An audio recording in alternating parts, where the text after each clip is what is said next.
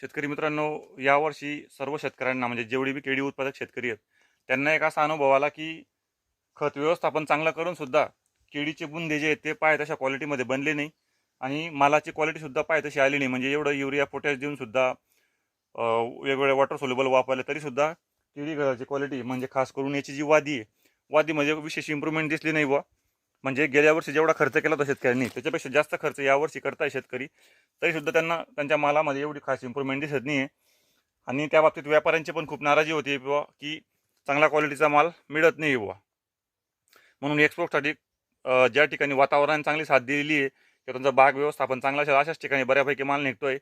एकंदरीत बाकीच्या सर्वसाधारण जो माल आहे तोच अनुभव येतोय सर्व शेतकऱ्यांना की तेवढा त्याच क्वालिटीचा माल भेटतोय बाजारात सर्वसाधारण, त्याची ॲव्हरेज प्राईस त्यांना मिळते बुवा.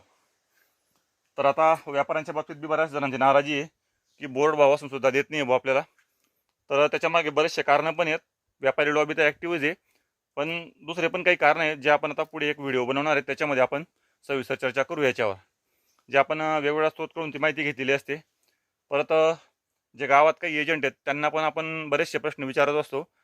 त्या प्रश्नांच्या माध्यमातून आपण व्यापाऱ्यांची जी भूमिका आहे ती तुमच्यापर्यंत पोहोचवायचा प्रयत्न करू.